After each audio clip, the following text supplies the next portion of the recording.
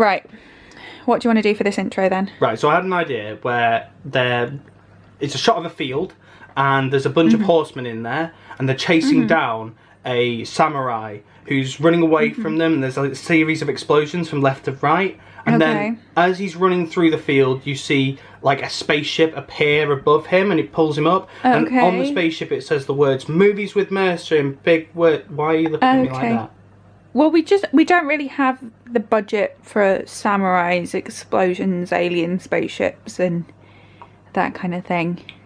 Wait, there's a budget? Of course there's a budget. Well, what is in the budget then? Well...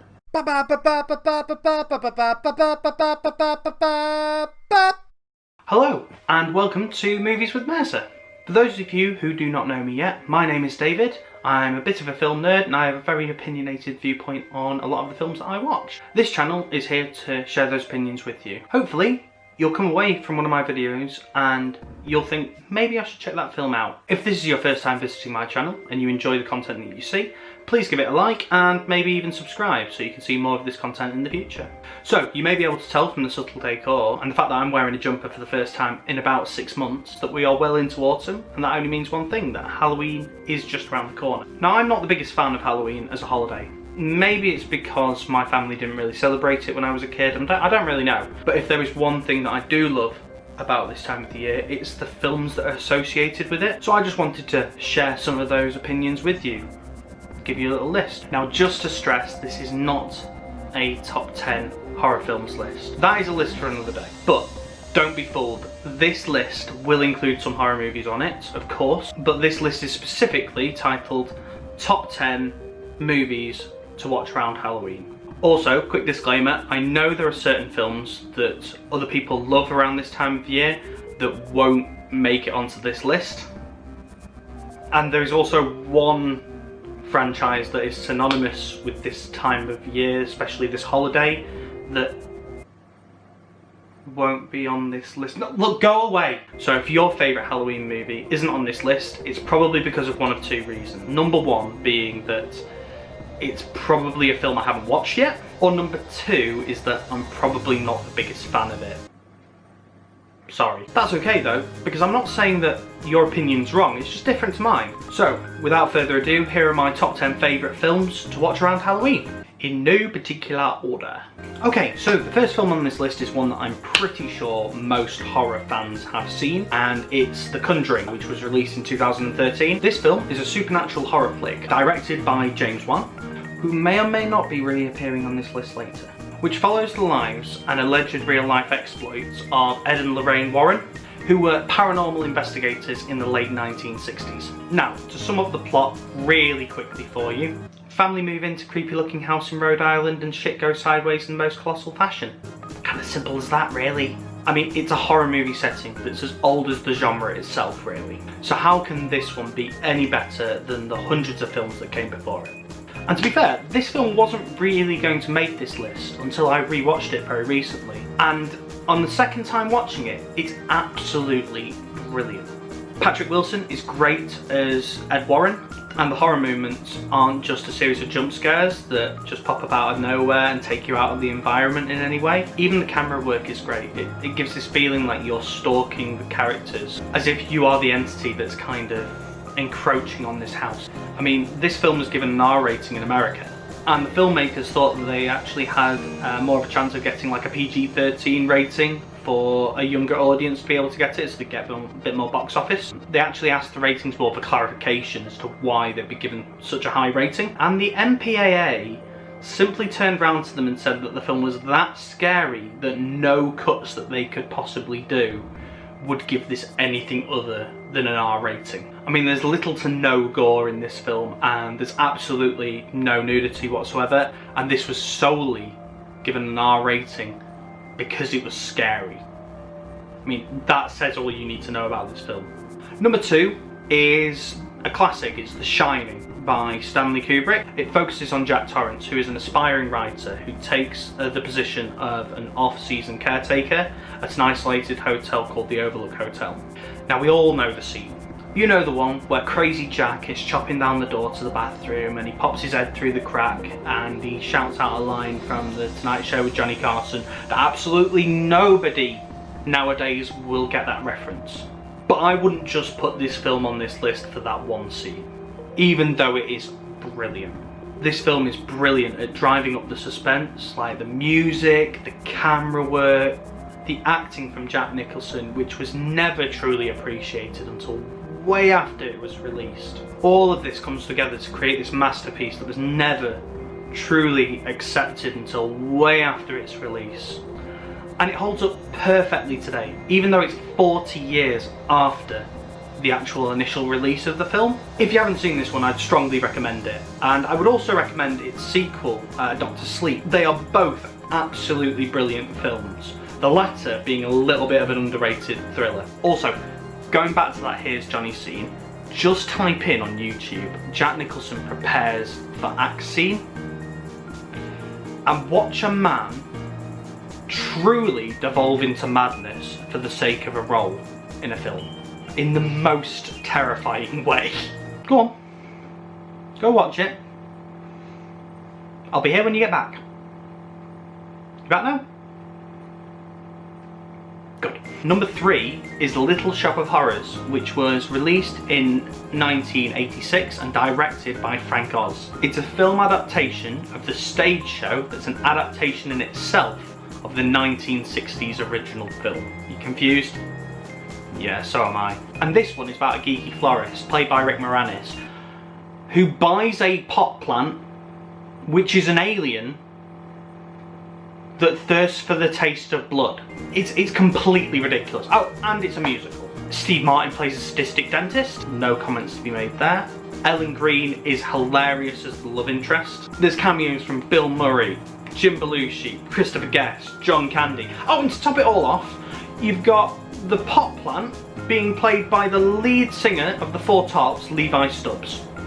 It's definitely worth a watch if you haven't seen it. If only so you can listen to a big green pot plant sing "I'm just a big green mother from outer space." Oh, and just a side note, it was actually the first film to have an Oscar nominated song with a swear word in it. Sip my tea. It's gone cold. Number 4 is a bit of a controversial one, guys. It's Saw, which was released in 2003 and it was directed by James Wan. I did tell you he was coming back. Now I know what you're thinking. Saw's a disgusting concept. It's just torture porn. How can you like Saw? It's just like wrong. This is wrong. And you know what? I almost agree with you. I'm talking about that original suspense-packed, mind-melting, psychological thriller that toys with you constantly as you're watching it.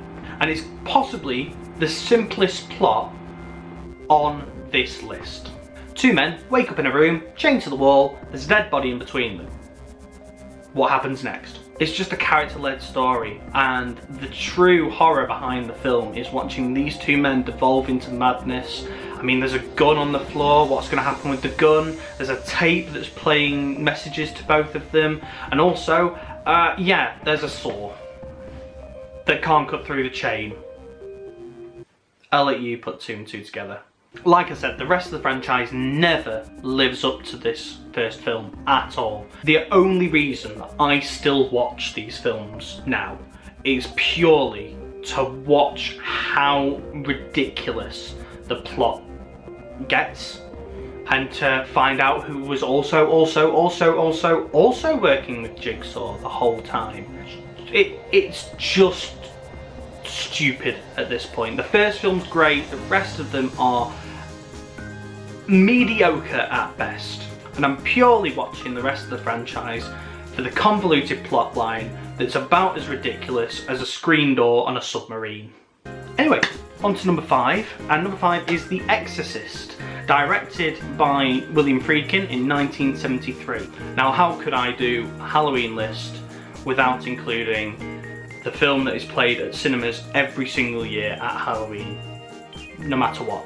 If you haven't at least heard of this one, then I'm pretty sure you've been living under a rock. And I mean, it might be a lovely looking rock, but it's a rock that's preventing you from experiencing this one.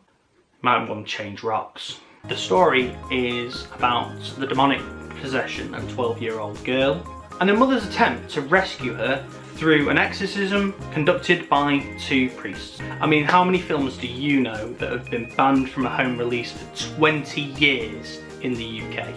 I mean, if you have watched this film, it's not hard to understand why. Because to be fair, this film is pretty brutal at times and actually caused viewers across the whole world to suffer from vomiting, fainting, and in some cases, actual cardiac arrests. I mean, just to give it context, my girlfriend's mum still refuses to watch this film because it freaked her out so much when she first saw it. If you want to have a laugh tonight, go and ask your parents if they want to sit down and watch The Exorcist with you. Or just ask them what their opinion is on that film. And I can guarantee whatever their reaction will be golden. But the big question is, does it hold up today? It's maybe not as scary as it was back then for the modern day viewer, but for me, it still holds up. It is such a quintessential Halloween film for me that I will actively go and try and find a screening of it at my local cinema, and if I can't watch it at my local cinema, I will just stick it on the TV on Halloween and watch that. I mean, it's not for the faint of heart, but it's such a brilliant film that I would really encourage you to try and find a copy of it. Just whatever you do, don't watch the sequel. Trust me. Now, number 6 is a bit of a curveball, but it's actually Tucker and Dale vs. Evil, which was released in 2010 and directed by Eli Craig. Tyler Labine and Alan Tudyk play 2 clueless but well-meaning hillbillies, Tucker and Dale, who are mistaken for killers by a group of clueless college students. Now, if that sounds backwards to you, you're absolutely right. The film not only subverts the horror genre completely by taking the common antagonists of a slasher film like this and turning them into the protagonists, but it also does it in the most hilarious fashion at the same time. I mean, this film is probably the funniest film on this list, and yet it is still such a good horror film. And if I'm being really honest, it's probably the main reason that a lot of slasher films haven't made it onto this list. Because my thought process is, why would I watch a mass killer with a rather convoluted backstory kill off a bunch of teenagers when I can watch them kill themselves by accident?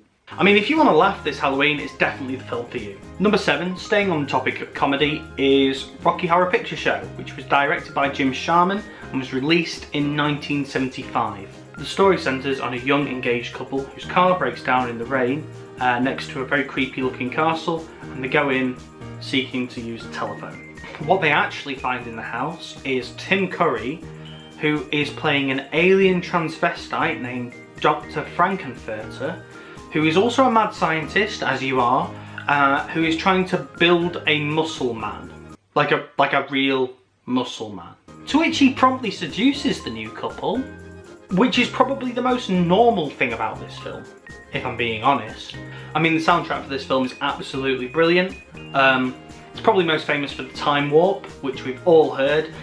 I personally had it played at every single one of my school discos, and until I watched that film had never had any context as to what the song was really about, which is a bit weird when you think about it in a way. The main things that you watch this film for, of course, the soundtrack. It's certainly worth watching for Tim Curry, because I think in his first ever role he is absolutely chewing the screen at all times. And also quite nice to have a little cameo from Meatloaf. This one's a great cult classic film. It's certainly best watched with a bunch of mates around at your house, and also it does pay homage to Hammer horror films of old like Frankenstein, but also it's quite honest to its source material with things like the science fiction side to it as well. It's a nice little bridge between science fiction and horror, and it's a very strange film. It's certainly worth a watch if you just want to watch something fun. Number 8 is Cabin in the Woods, which was directed by Drew Goddard, and it was released in 2012. Now, I have to be really careful about what I say with this one because the plot is really spoiler heavy. So I'll just sum it up like this. A group of 5 American college students, Dana, Jules, Kurt, Holden and Marty are spending their weekend in a deserted cabin in the woods. And genuinely that is all I can say about the plot without spoiling it. This one does feel like a real love letter to the genre in its entirety. I couldn't have left this one off a list about Halloween when it's got so many different tropes that are very common in films that you would watch around this period of time. This one is probably the one that you watch after you've watched all of the other films on this list. It's an ingenious meta creation that really pulls the rug out from under your feet and reveals this amazing universe that's just been created for this one film alone. And like I said, that is really all I can say about this one. Maybe one day I'll do a review of this film and give a full analysis on all the great things about it and all of the little intricate details about it, but I do want to keep this whole list spoiler free, so unfortunately I can't really talk much about it now. All I can say is after you've watched all the other films on this list, watch this one. Number 9. One of my personal favourites is Scream, which is an American slasher film that was released in 1996 and directed by Wes Craven, who also directed things like The Nightmare on Elm Street. It follows the character of Sidney Prescott, who's played by Neve Campbell, who is being targeted by a mysterious killer wearing a Halloween costume known only as Ghostface. Now, part of the reason I really like this film is because it basically revitalised the horror genre in the 1990s, mainly because a lot of the low-budget horror films were going direct to video, and also the majority of other horror films that were being produced at this point in time were sequels to more popular franchises with much better films from the 1970s and 80s. So the whole concept of horror at this point was getting a little bit old hat. And then Wes Craven comes in with this absolute belter of a film where it basically takes all the cliches of those old films and throws them in your face constantly. The thing that works about Scream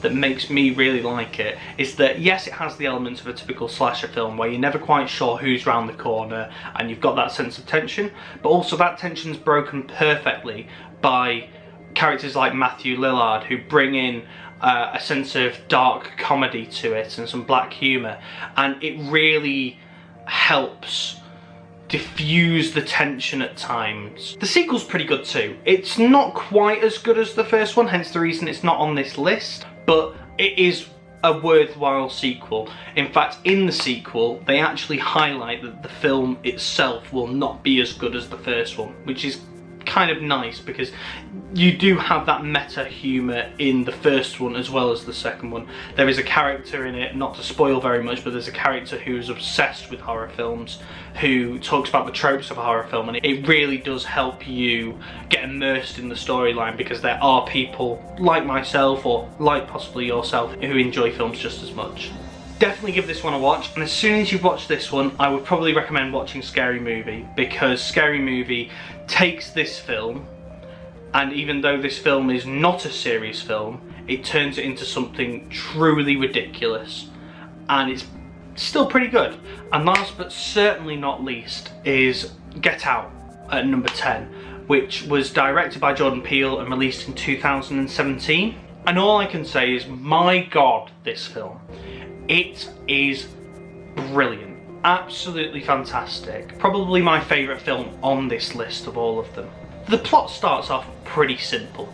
Chris Washington, played by David Kiyula, a young African-American man who meets his white girlfriend's family for the first time, and nothing is quite as it seems. I say it starts off simple because the more you start thinking about the film and the more you get engaged with it, the more disturbing all the events that are taking place get. Offhand comments that are made by characters start having about 15 different meanings as the plot goes on. Every actor is casted perfectly, and it is an absolute visual delight as a film. And what's more, the musical score will have you on the edge of your seat from beginning to end. But the main reason that this film is different to every other one on the list is the rewatch value of it. I mean, most horror movies, after your first watching of it, tend to lose that fear factor, which I mean makes sense, because you start to remember where the jump scares are, you know, the twists and motives of the villain, and the charm kind of starts to wear off. But this film doesn't fall into that trap like the others, because every single time that you watch it, you will start focusing on something different that you didn't see beforehand. The scariest thing about this film for me, though, is when Jordan Peele was asked about this film, and he was asked, is this film a horror, is it a thriller, is it a comedy film? He responded very simply and said, it's a documentary. And after you watch it, you can interpret his response in your own way like I did. Because I feel that his response gives so much more context to some of the things that happen without giving anything away. And that's my list, but what did you think? Is your favourite film to watch at Halloween on this list? Or did I miss one off that you would have put on here instead? Just remember to leave an opinion down in the comments below, and also any suggestions for future videos. If you haven't checked out my girlfriend's video of her top 5 films to watch at Halloween, that is in the description below as well. Thank you very much for watching my first ever video, and I hope you have a happy Halloween.